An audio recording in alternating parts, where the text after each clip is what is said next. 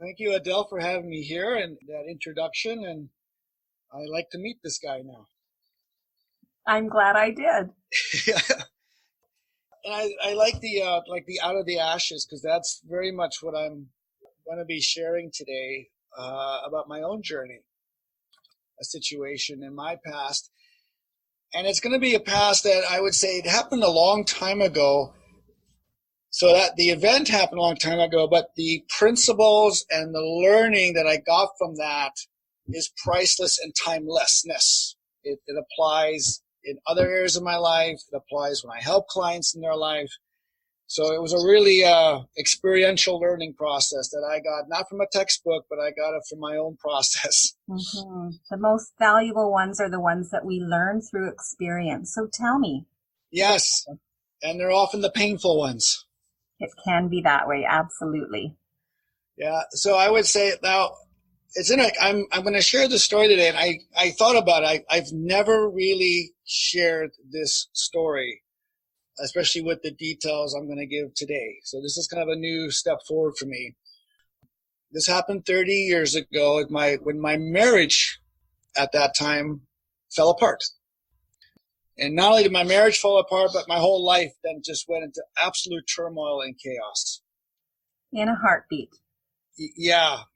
I mean, it was leading up, and then, I would say, when the day came where I'm going to use the word surrender. I surrendered to the pain. I surrendered to the circumstances. I surrendered to the reality that this ship is sinking. Mm-hmm. And as you know, when you and I talked last week real briefly, I like the way you said it. Surrender isn't mean wave the white flag and I'm hopeless and all that. Surrender for me here meant that I had done everything I could, and I was holding on because I was scared. Like, no, like a marriage ending, that's not happening. That's not my reality. That's not my world. That doesn't happen to me. But then when it got to a place where I was like, okay, I'm so exhausted, mentally, emotionally, physically, spiritually, everything. I was down. There was nothing left. Everything was stripped away. Very raw. Yes. Yeah. Very raw. And I surrendered. There's nothing else I can do here except what is. Yes. What is? What is? And that's a big question. Yes, what is happening here, and accepting it. And then the other word that comes up is to be vulnerable with it. I get that. Yeah. Within the pain, because... Within the pain of that. And I would say the vulnerability, it doesn't mean you're going out and sharing it with the world, but it's about the vulnerability with yourself. Totally. Those truths that you can't hide from. No, not at all. And I remember the day I was in the kitchen, and it really hit me like, wow, this is surrender and acceptance and the vulnerability, the rawness of it all, that this whole marriage relationship is now totally falling apart, and there's nothing I can do to stop it right now. So the listeners can understand, you're in your kitchen. What are you doing? And then this thought hits you. I was sitting there, probably with tears in my eyes, so exhausted, so burnt out, and just realized I have to let go. And what is your body feeling? Well, my body is almost like numb from exhaustion. It was like, and it was almost like when I made the decision to accept and surrender, there was a sense of a little bit of like a relief. Like we're movement towards truth and movement towards freedom. Cool. It's a very subtle shift. And it doesn't mean, and here's the thing that I think with people, sometimes we're at this age where it's always instant answers from Google, whatever else. This was a subtle shift to truth and freedom that would take at least another 12 months to really manifest. But our mind likes us to make a decision. Oh, God. Well, make the decision, yes. And then when it wants the relief that comes with it, like now, it's like, no. Probably didn't happen. No. No, it didn't happen, but there was that relief, that silent little spark inside that said, you're now moving towards truth. You're now moving towards freedom. There's going to be a whole lot of turmoil and chaos that the mind can't even comprehend what's going to happen. So you mentioned 12 months. What did the next 12 months look like? Well, I didn't have that. I'm looking in hindsight, it took 12 months. At that moment in time, I had no idea. You were just trusting that you were moving forward and this was the right decision. Yes. As painful as it was. So it was the right decision and it was a painful decision. And I think when I work with a lot of times with people, when they're in that painful place, they want to come in, they want the answer, like, tell me what to do. Totally. Because they want the doing to change the outside to make themselves feel better on the inside. And that is so backwards. Although it's logical, but that's not how it works. So tell me more about how it works. How it works, yeah. Yeah. Because that first thought was accepting and surrendering to what is. And that was the vulnerability and being with the pain and making that decision that, wow, it's over. I got to let go. And I don't know what that's going to look like, but I know I'm letting go. So looking at what is. And then from there, and this again took, weeks and months, it was very clear focused on being. How do I want to be in this circumstance? This whole thing is falling apart. And that is so clear. I'm going to stress that, the being part, because from the being, when you're connected to the being, then you can do the doing. So describe more what being means. Sure.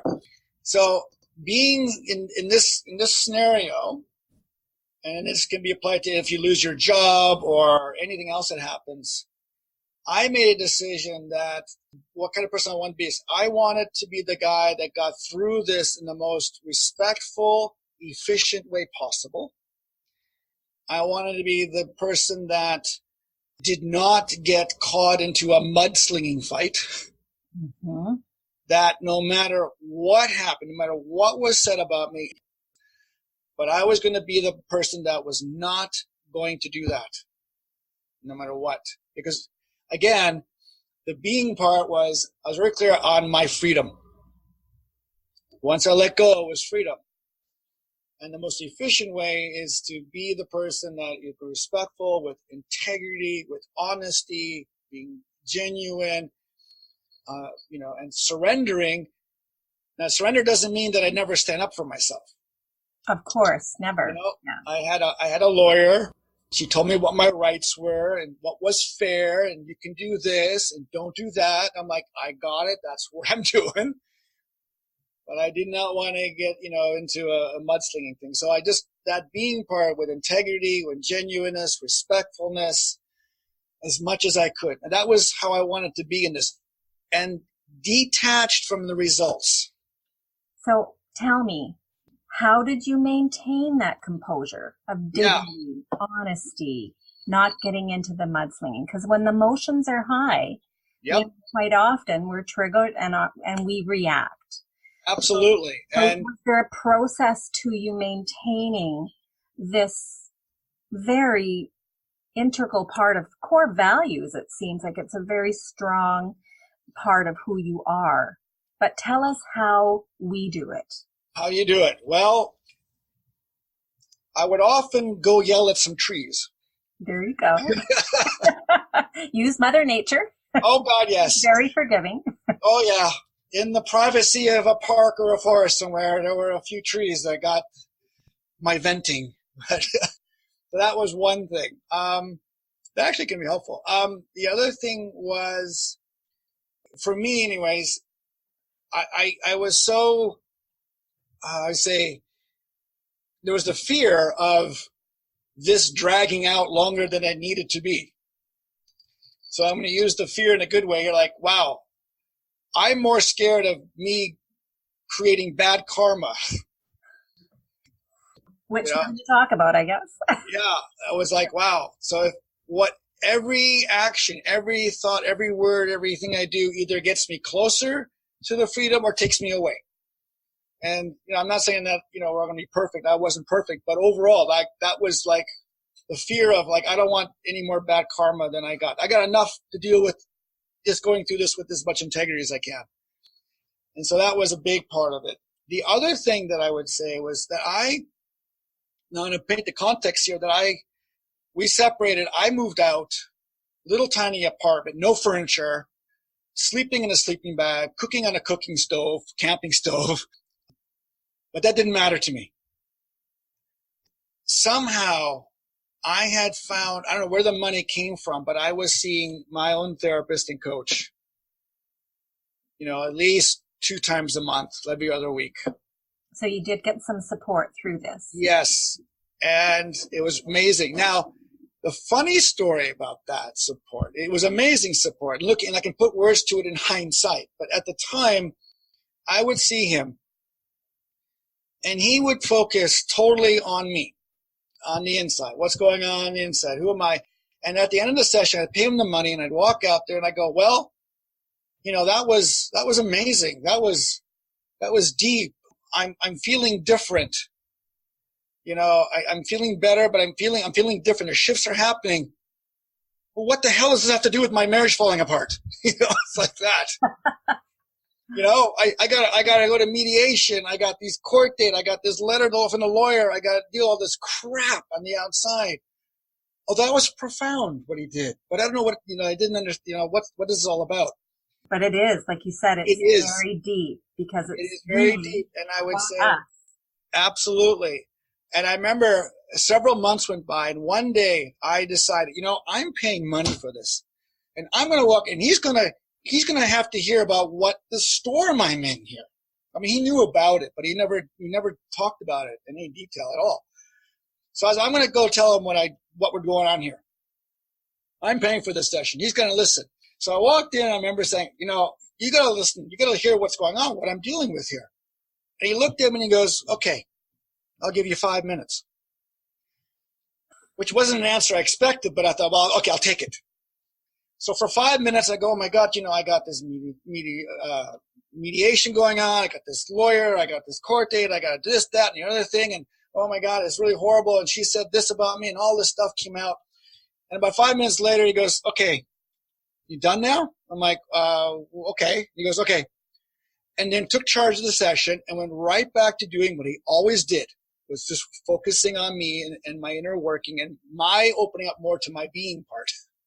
So we really see the quality of the coach, the counselor coming through, doing what they do best for somebody in crisis. Yes. And, just spinning in that emotion of all the stuff that's sliding. Yeah. He knew better. He knew how to help you by actually, clearing what was happening inside of you. I love that story. Yeah. What he was doing was, we say, is he knew this is a life situation, but it's not my life. That's what. Can you repeat that, please? Because I think that is poignant. This was a life situation, but it's not my life. Fabulous. We can't control. He had no control over what was happening anyways. And neither really did I. Except I knew the only thing I can control is myself. Right. And how I'm going to be in this situation. It is so simplistic, and yet it's so true. And so profound. And profound. Yeah, and to just keep with that one thought. Yeah. I have clients, they say, tell me what to do. Tell me what to do. And I'm like, okay, hold on a second. Let's just look at first what is, and then how do you want to be? And I remember asking somebody, how do you want to be with this? And they're looking at me like, what are you talking about? How do you want to be? Tell me what to do. I'm like, well, it doesn't work that way. Yeah. I mean, it could, but then it's not lasting change. You see, this is what it is. When you're changing your inside, it is lasting change. And teaching you how to move through the next situation. Right. Absolutely. Where when you just tell me what to do, and you don't change you, then it's just going to be another situation where you have to ask, what do I do? Correct. You know? Very cool. My inner working, what I was working with the coach, was that I am 100% responsible for being in this situation. And it's not a blame thing. It was whoever I was that made the decisions to, fall in love with this particular person and do all this. I am 100% responsible for that. And so therefore, I change me, then I'm going to be a different person. I'm, again, 100% responsible for that change. That is what will guarantee, or better, the odds are better that I won't be in the situation again. Right. So what was the biggest thing that helped you to sort of get to that realization? Okay, I accept my responsibility. Here I am. Not pretty, but it's there. Yeah. Staying with life rather than life situation. Yeah. It was, I remember I was alone in my little tiny apartment, and I did manage to, eventually buy a mirror. I got a little refrigerator used, and I got things slowly started coming every paycheck. I was saving some money and doing that. But I remember just looking in the mirror and looked at myself and said, you got nobody. This is really all you. You are 100% responsible for this. And again, I said that without blaming. What it ends up doing, though, it's empowering. Because when I say I am 100% responsible, it means I got myself in, I can get myself out. Perfect. That's the empowering point. Yeah. And it doesn't mean I know how to do it at that moment in time. It doesn't mean it's going to happen the next day or the next hour. It took time. But it opens the creative process. It does, opens up possibilities. Mm-hmm. Definitely do it. And I would say working with the coach and therapist, if I put into words, what he was actually doing with me was there's a saying from Albert Einstein said, you cannot solve a problem at the same conscious level that created it. Exactly. I love that quote. Use it all the time.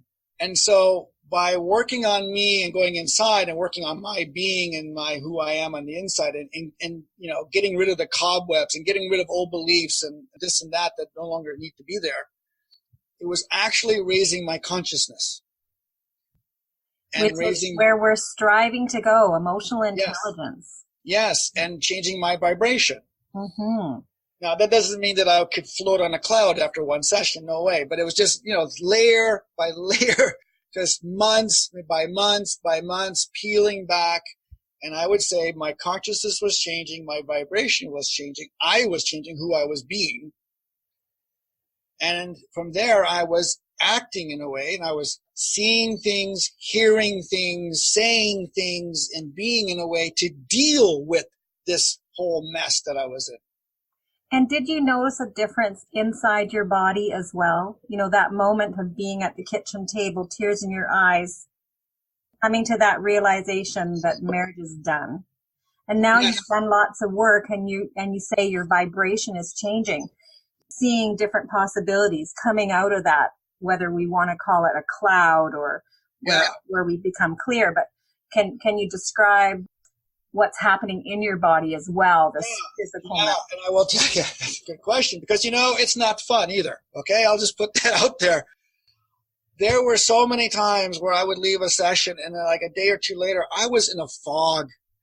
I didn't know, my balance was off because things were shifting and changing in my body.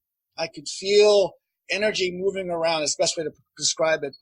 And then this fog, there were times where I would forget people's names that I was working with. Luckily, I knew enough to know that, no, I'm not going crazy. This isn't anything serious as in a mental health disease or illness. It is just, there's this process of change that's happening inside my body, and things are opening up here and releasing. Lovely. So what would you say as a release? What would it be an experience of you releasing these old energies? Oh, yeah. Well, I can tell you there was, sitting in the office, a certain office that I was at for a while, and all of a sudden I had to go to the bathroom, not to use the bathroom, but to cry for 15 minutes, and then it'd be done, and then I go back and I'll be like, wow, that was really weird. It was like a release, a lot of tears actually for me. It was a lot of like purging and tears. Yeah, it has to come out some way. I always say to my holistic clients, you've got to pee it out, sweat it out, puke it out, talk it out, cry. Absolutely. Oh yeah. I mean, I was, I'm running, I'm sweating, I'm eating right, I'm doing a lot of good stuff there, but the emotional piece, I mean, I would say the tears would come for 10, 15 minutes, and then it would stop, and then I'd be like, wow, that was strange, But I knew there was an instinctual piece that knew that was a purging, it was a cleansing, it was a healing. So that was going on in my body too. Yeah. And then there were people, there was my therapist and then another therapist I had worked with before, and they were working together in the same place. They would say to me, wow, your face is changing. My physical appearance was changing. My eyes got clearer. Everything. There was all these physical appearances that people were noticing, or certain people were noticing. That's amazing. You think about yourself. If you're at work every day and you feel stressed out and you are a certain way, right? And then you go on vacation, everyone goes, "You look so relaxed." Yes. Did you do something? Did you get your hair cut? They always have some reason, but really freeing our minds from the stress of circumstance shows in how vibrant we look or how we feel or how we age. Yes. And this was a kind of a change that was far deeper than a 2-week holiday somewhere. This was, things were being cleansed out of me, and I would say the facial changing and all that was something that lasted. It didn't go away. It lasted, those changes. Very cool. But the chaotic part was the brain fog at times. It was strange. And then the other thing I would say, what part of this process is that people who I'd once been really close with as friends, and suddenly we drifted apart. And it wasn't anything wrong with them, but it was all of a sudden I was seeing things differently, hearing things differently, being differently, and what they were once doing, and I was matched with, no longer really excited me, no longer was a match for me. I understand that. Yeah. That connection that might have existed. Yeah. When you're sort of going through life at a similar vibration, if we want to call that, sure. Yeah. And then all of a sudden, someone grows in a different direction. Yeah. And so that connection, valuable at the time, valuable for many aspects of life, not to undermine the people that come and go. But it is a fact that we do sort of have certain people in our lives at certain times to either teach us or, walk the road with us. Yes. And so that was something else that was happening as the months went on, and then actually when I look back on it, I would say that for the people who are in a crisis or going through it, the storm itself, the work I was doing, it was that I was evolving myself out of that circumstance. Yes, I get that. You were in a very stressful circumstance. Yeah. And then rising above it. By doing my inner work. Yeah, and credit to 18 years of counseling. That came after, by the way. Oh, did it? Yeah. Oh, fascinating. But maybe this was a turning point. Well, it took a little longer. The therapist coach, worked with me, and I actually never had any idea of ever becoming a therapist. That was a funny cosmic joke that I look at as a cosmic joke, because when all of a sudden I was in another situation, not a crisis anyway, but I knew that I was teaching. I loved teaching, but then all of a sudden I knew that I couldn't be a teacher the rest of my life. And then I thought, well, what am I supposed to do? And it was one of those crises, not a not a horrible crisis, but I was like, what am I going to do with my life? And then it finally, it clicked. It finally, oh, yeah, therapist, and when I told my coach, my therapist and coach, he just looked at me and smiled and he laughed. He goes, I have been sitting on that for 6 months waiting for you to finally get it. It's funny how coaches aren't supposed to, they're not mentors, they're coaches. Yeah. So, to come to that realization yourself really sets it within your consciousness rather than somebody sort of feeding you the thread. Our parents do that. Yes. Where, finding our own way. Yeah. I mean, there can be guidance or they can open up possibilities. I mean, there's a place for that too, but that was quite funny. So through all this is that I could say that like about 12 months, maybe 14 months later, talked to my lawyer and my lawyer said, oh, by the way, the papers are signed. It's clear. You're done. And it was like, wow. It was like this big burden got lifted off and my freedom could really take off. So what did freedom feel like? It was amazing. It was, I would say that for the 12, 14 months, it didn't feel like it was a struggle. I mean, it was hard. It was struggling. It was painful. I did say, my consciousness was raising, my vibration was raising, and I was going to brain fogs. My body was changing.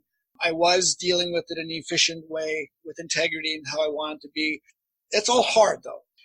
When the external manifestation of, well, the papers are signed, you are now divorced, it was like all that work I did, all of a sudden, it took off.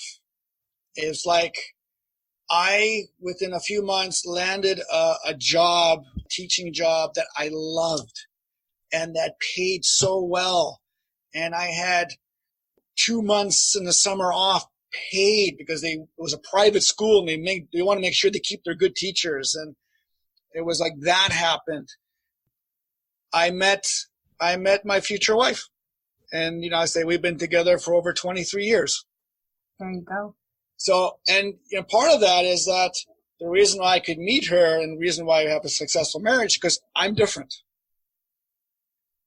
The Klaus that got involved with, the first marriage, who I was at that moment in time and the choices I was making, and then being in the kitchen and surrendering and then going on this very turbulent journey, I was different, which means my external situation changed. So what do you think the resources that you gathered through this situation, this life experience, what were they? You went and got help. You had your counselor, your coach.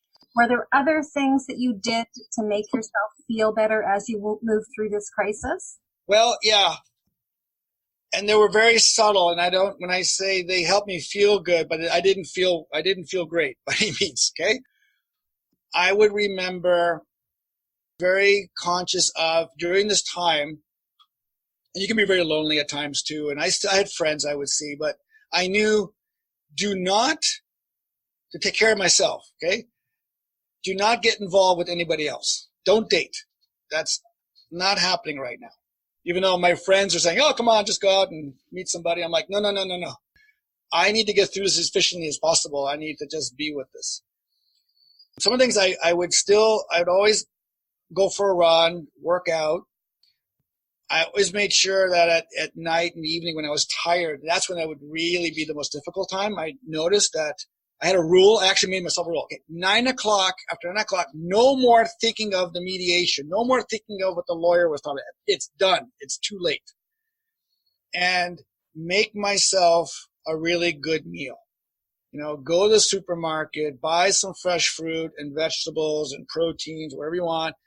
And I like cooking.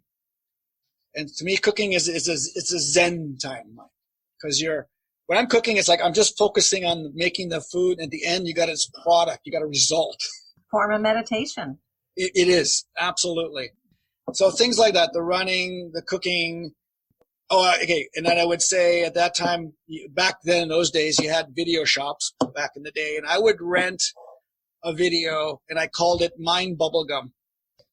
Just put on a stupid movie, take your mind off the crap, just for an hour and a half to 2 hours, just give yourself a break. Totally. So simple things like that. But one of the best memories, though, when that I was really joyful, was that I went with a friend of mine and one of his friends, a guy from Australia, who was hilarious. We went to a water park. So here we are, these three grown men in their early 30s at this big water park. And I remember spending the whole day. I'd never been to one. And it was a huge one where we were at. And I remember laughing so hard throughout the day. And it was like just really belly laughter and giggling. And at the end of the day, I just knew that was one of the best medicines that I could give myself. Fabulous. You've listed several happiness builders, resources that we all have. Just finding some humor, getting out with community, like friends that you connect with. Yes. Whether it's exercise or going for a walk and, like you said, screaming at a tree. Yep. Cooking, something that's mindful, but also that you just naturally enjoy, and the color and the aromas. Yep. All of these are resources. Yeah. We all have access to. Everybody will have their individual numbers of them, but they're great tools for all of us going through change. Yeah. And listening to a funny movie, like get positive physiology flushing rather than watching, a beat 'em crash 'em up movie that's a war movie is not going to help you feel better. Yeah. Although sometimes, the other way, sometimes you watch that stuff and you think, wow, I got it bad. Look at them. Whew, I'm good. You watch Game of Thrones and you go, geez, I'll take my life anytime. Yeah, this is true. It can go that way too, but I get it. It's good to make yourself laugh and just kind of lighten up sometimes. You're 23 years post-divorce, you've got a loving marriage, a couple of kids. What's your biggest takeaway for other people that are going through, not necessarily a divorce, any difficult situation? Yeah.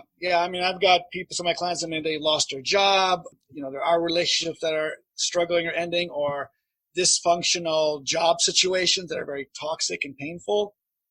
And so one of the things is like the sequence is acknowledging what is, like acknowledge, and this is, you don't want to do that. That's the thing is I want to avoid the pain, but actually you got to go into the pain to honor it. And by honoring it and shining a light on it actually helps to heal it. Yes. Now, for myself, what I try to understand is, limbic brain, the emotions are flowing. We may be reacting if we're not conscious of what we're feeling. Yeah. And I always give the analogy, well, you're learning to drive a standard car. So you need to be in your cognitive brain. So all the functions that we learn to talk, we learn to read, we learn to write. So just identifying, and maybe that, is that what you're meaning by that?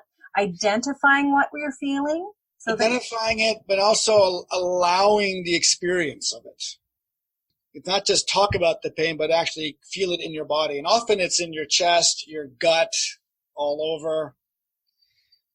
I would say then to be with a therapist or a coach, and I would say that's another thing that mine did, was think of it as like a tuning fork, 2 tuning forks.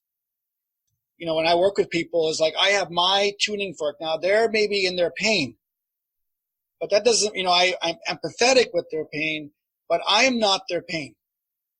And I hold my vibration. That actually then, the tuning forks always want to tune with each other. So it's not like, somebody who's sad and some people go, oh, to help them, I got to be sad. Mm-hmm. Well, no. You empathize with them, but you keep your joy, you keep your energy, and that actually helps their vibration, and they will actually start to feel better. And also, I heard the term once, it's not my story. Right. So listening to someone's story empowers them to tell what's happening with them. Yeah.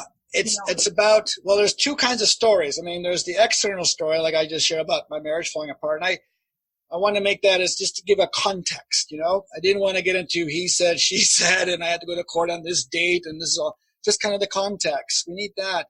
But it's that internal story, the belief systems, like what I was going through too is like the shame, the guilt, I'm a failure, my expectations of myself. Oh my God, how did this happen to me? That internal story, sharing that, because that's the thing we can change. Mm-hmm. That's the one that we do have control over. Yes. If we choose. Yes. Yeah. We can change the guilt, the shame, the I'm a failure, look what's happening to me and all that. That inside stuff we have power over, we can change. I can't change the outside. If you lose your job or your marriage falls apart, the other person, we can't change how they're going to be. But we can change our internal story. I love that. The other thing, I think the empowerment thing of having an independent person, a coach, a mentor, a counselor, quite often if we speak to, a friend or someone in our community, even that we trust, there can be this commonality with the human feelings. And I once heard the expression hijacked.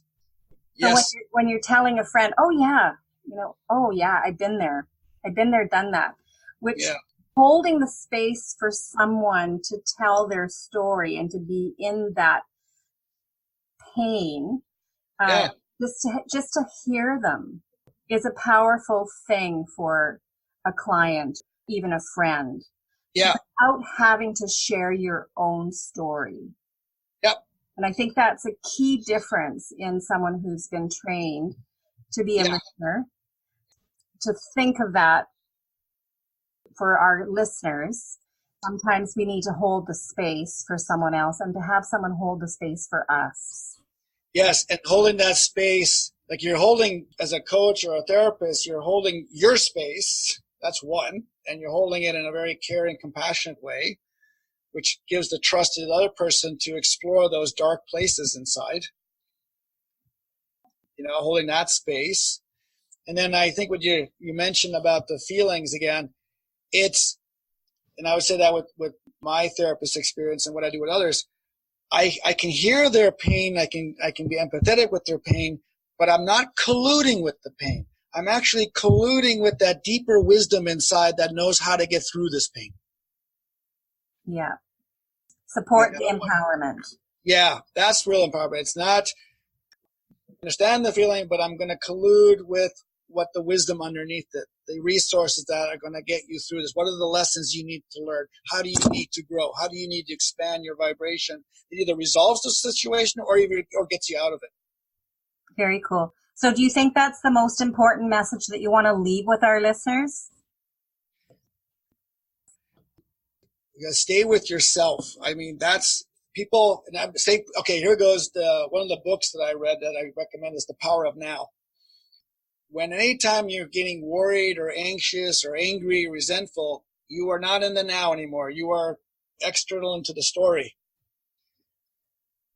And it's hard to bring it back to now and who you are on the inside. And just to be with that is the first step, actually tapping into the wisdom that can actually lead you to what your next step can be in what you can do. I love that. Tapping into your wisdom by staying in the power of now. Absolutely. Things are falling apart on the outside. Put a hold on all that and to really focus inside. It's hard, but that is the real wisdom, the real nugget, the real change happens that is lasting and profound. And how would you do that for yourself? How would you tap into the power of now for yourself? Sure. It's a practice, and I practice every day. There's meditations. I go for a walk. I actually bring myself to be very aware of, wow, the sun is shining. Look at the sun on the leaves. The leaves are green. Feel the wind. Feeling like my body sensations. And actually, without judging, just observing through the eyes, here and now, the sound of the voice, the sound, the feel of my shirt, the sitting in the chair, the sun that's outside, this all here and now helps me get now.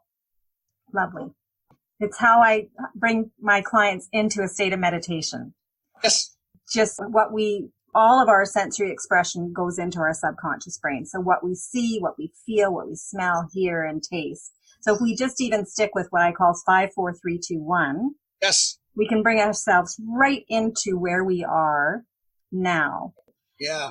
Remove the stress, the emotion of what's maybe running wild within our emotional brain. Yes. This is a tool that I use as well. Yes. And it is a tool, and it is something you do the rest of your life, and it's a practice. It's not like you get it once and you're done. No, this is a practice, and sometimes it's easy, and sometimes it's not that easy. Sometimes it goes really quickly, and sometimes it takes a while. Yeah, this is the beautiful thing, though, right? It is a practice, but it's something, again, that we all have access to in our daily lives. Thank you for sharing with me today. You've shared some really intimate stories about yourself and those times when life falls apart, and they really touch us in a deep way. And sometimes we question where we are. And you gave a beautiful example of how you managed yourself in a very difficult situation. Some of the freedoms that you adhered to and how you made that recovery for yourself. So I just have a couple of little questions to ask. Sure. So when I give you 3 little words, mind your freedom, what comes to mind? Yeah, what comes to my mind is that I'm fully responsible for creating my freedom in my life. So that's mind your freedom. Like, it's like mind it, like take it serious in a way, in a good way. Big responsibility, and it's empowering. And mind your freedom also comes to mind as mind your freedom. It's like, don't give it away. Be mindful of your freedom. Don't give it away. It's yours. And what you do with it is your responsibility. And when we get caught off guard, we lose the power of now. Then we end up giving it away. Very beautiful. I love, again, it is that those awareness moments. They come as little gems out of what I call our universal university, the things we know are truths within us. Yes. Sometimes we just need to revisit those or to actually speak it out loud so that we can hear ourselves say it. Absolutely. And you can do that every day or every week or for the rest of your life. It's like you don't outgrow it. It's something you do. Beautiful. Well, thank you for joining me, Klaus. And I'm hoping we're going to have a follow-up interview one of these days very soon. Oh, I thank you so much for having me. I really enjoyed it, and I trust your listeners will get nuggets out of that for whatever they're dealing with. I know they definitely will. Thank you.